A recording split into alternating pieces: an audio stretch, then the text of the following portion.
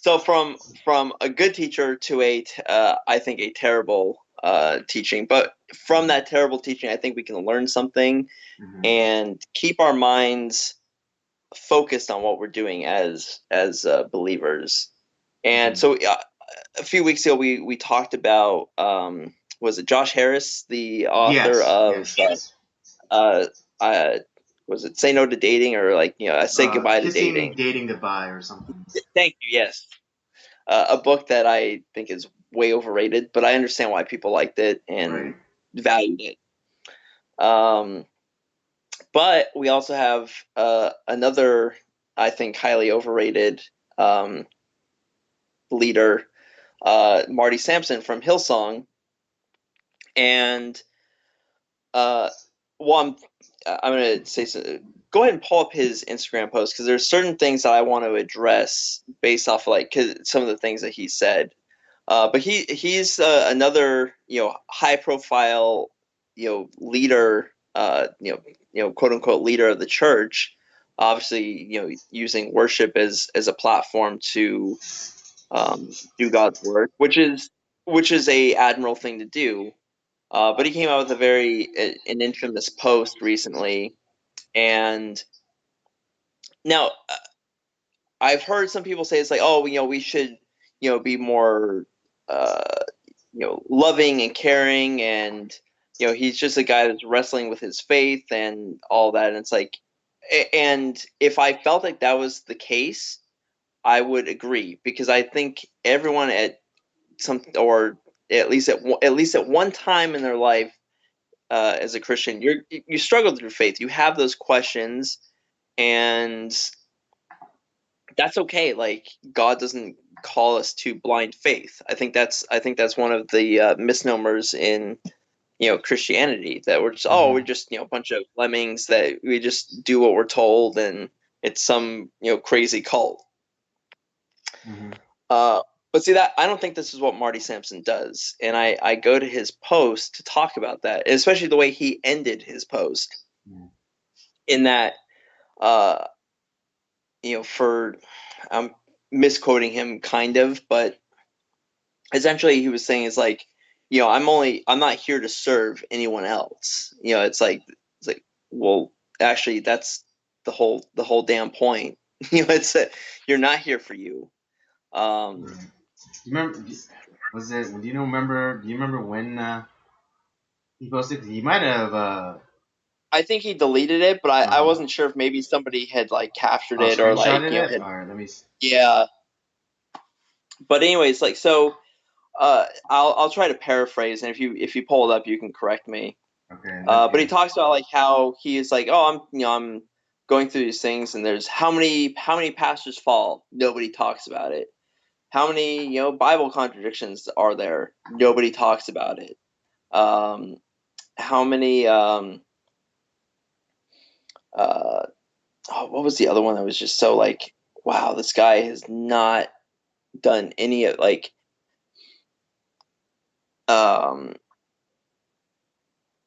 forgot, there was a couple other lines that he had there that was just very egregious. And then he ends it with saying it's like, all I can do is be myself. I wasn't put on this earth to serve others. It was very, that to me was the point. It's like, okay, so none of this was a kind of putting his struggle out there, like, oh, hey, no, I'm wrestling with these questions, but I know where I can go to for answers, and I'm going to work at that. That's admirable. See that, and that's something like me. That's what I've had to do, where when things have fallen to rock bottom, I didn't have this kind of narcissistic, kind of viewpoint. Instead, it's like, okay, well, let me get back to the basics. Let me get to, maybe my theology is wrong. Maybe the way I'm viewing things is wrong. Let me go to something that I know to be true, and that the more I study it, the more I look at it, the more I see, the supporting material, and how. Okay, I now remembering one of the other ones. It's like, how many how many millions of people don't believe and there's a and are going to supposedly going to hell because of it. Nobody talks about it. It's like um, and if churches and church leaders and teachers aren't talking about this stuff, that's okay. I admit that's egregious.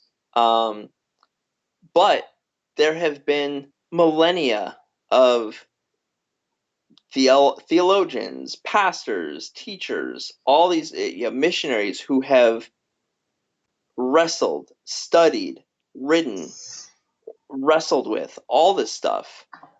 And it's like, and the way that to think that he is the only one that's ever thought of these things, that's ever struggled with these things, is pretty lame, to be honest. But it wasn't so much like, hey, if it was one thing where because he's such a high level figure within the church, the fact that like it's one thing to put that up there, but then kind of like you're not providing any sort of like okay, but I'm looking into it, or um it's not like oh I'm gonna take like a small sabbatical while I work through this. No, he's gonna keep doing the same goddamn thing, and it's like so you're not giving up your leadership position, and yet you're leading people into something that you don't even believe yourself. Like so it's not about like to me that's the epitome of a false teacher. Right. Yeah. It'd be. Hey, It's the same thing as if an atheist were to lead a Sunday service. yeah, It doesn't he make has. sense. Yeah, he has no biblical knowledge. He has. I'm. It's this is. I think I don't know if his church is particularly like Pentecostal, but this is typical of the the some of the newer churches and all this fancy like music and all this stuff. It's more about like the show than it is about the actual like importance. Why people are there. Sure, yeah. Don't get me wrong. Worship's important. To be honest, I'm kind of an old curmudgeon. I like hymns. Because I think they have more solid theology within the music. Mm, Um, Whereas I look at some of the modern Christian music that's kind of it it's the tingly feely type of stuff that I don't like. I right. and while some of the new songs do have some value, they're like, oh, the message is like, okay, this is actually very theologically significant. This is a good work. But Hmm. for the most part, that's not happening. Um, so I don't like Yeah. the I think that's news. why I appreciate a lot of like Chris Tomlin or who's that other guy? Matt Redman. Matt Redman. Where like a lot of their songs are very scripturally based. I will give them that. For the most part, like their songs are pretty solid in that direction. Mm, But that's so far and few between. right. Yeah. I mean, yeah, because like Hillsong, like like or Hillsong Live, like they're kind of like their worship band. You know, they sell millions of albums worldwide, and people sing their songs in church during worship services, and it's like they I'm sure like some people do actually experience God through their music, but it's like if you're only doing worship, then um, it's like I guess I would use this analogy. It'd be like splitting an Oreo in half and throwing away the other cookie with the cream on it. Yeah, That's what it is. Like if you're only, if you're getting, scriptural knowledge or or scriptural understanding through like music, then you're doing yourself a disservice, and you're also doing the message of Jesus a disservice. yeah, and it's so for me, like I said, I'm not a fan of the modern worship music. Mm-hmm. Um, I think it's more of a distraction um, than a help. And or like it's not enriching like it should be. Like as far as teaching through the music, unifying us, and at the same time also being theologically significant.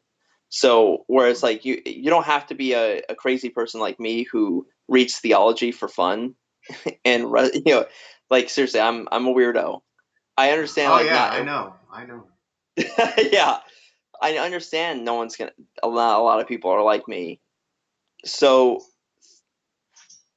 part of that is like if the music has theological significance, like oh what, that's I remember singing this line and it's like that's oh so that's where this is coming from, this is a biblical idea. Right. um and it's like you're getting theology without really realizing that you're getting it, and you're becoming more mature as a believer.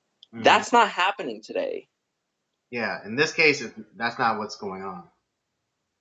And if this guy is a product of that problem, then it's maybe it is a little bit more of a sad situation. Right, because But then I it's think like not isn't then the full brunt of responsibility may not just be on his shoulders, but it's I mean again like maybe it's he was under another false teacher. yeah, I I mean I can't 100% say this, but I would bet a lot of money that that man probably has not opened his Bible very much. Right. Yeah. I mean. I guarantee he hasn't read the whole thing. Hmm. Because and like I said, it's even even as like someone that like yeah I've studied a lot, Hmm. and but the more I study the more questions that I have, which is there's always going to be a mysterious element to it, yet there is enough there's enough there where God is what's written in there is proven accurate, Hmm. that where some of the more fantastical mysterious things that are in there I'm willing to okay, you've proved God has proved this much, like this much to me. I'm gonna take him at his word now because all this stuff is proven out correct. Why Right. should I now not believe this? Yeah. Oh, yeah. And it went from Again. like declaring my faith, but then as I've gone further on and I've read my Bible, I've done all this study, I've looked elsewhere, and my faith has been even more solidified. Like that foundation is rock solid. Hmm. So even like when shit hits the fan, I know I have like, hey, everything else might be gone. I might not have anything else left, but I had the one important thing here, and that is Right. my The faith. foundation is solid, so if it does blow away, I can rebuild because I have a firm foundation. And yeah. Similarly, like when I was talking to my former student, he said like, oh, I don't know if I could believe in the Bible. I was like, it's like, and I told him it's like, hey, if even one thing in the Bible is not true, then none of it is true, Right. right? And people will tell you that the Bible contradicts itself, but that's because it's only because that they don't know what they're talking about. They're not they think that the Bible is written by one person from one perspective, but it's not. It was written it was written from different perspectives at different times, by different authors, but they are all pointing to this. They're all pointing to the same person being, that being God.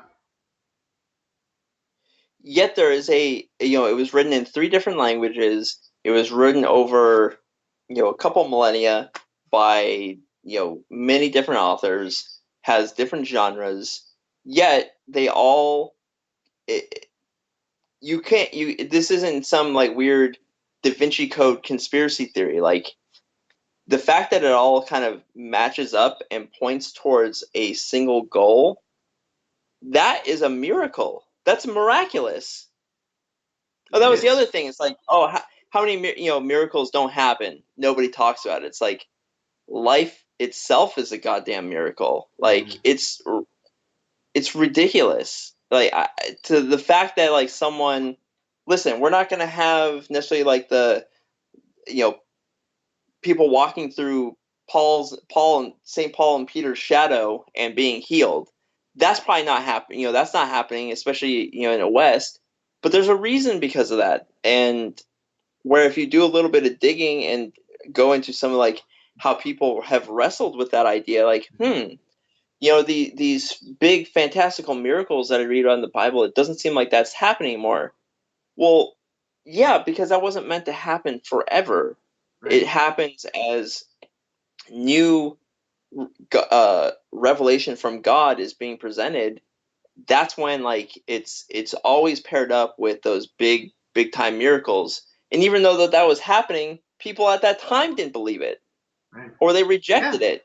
Yeah. Yeah. Like if you prescribe to the idea that time being cyclical, the time when God led the Hebrews out of Egypt, and He performed all those miracles, like not including the 10 plagues, Yeah. and yet the Hebrew, the Israelites, they did not believe.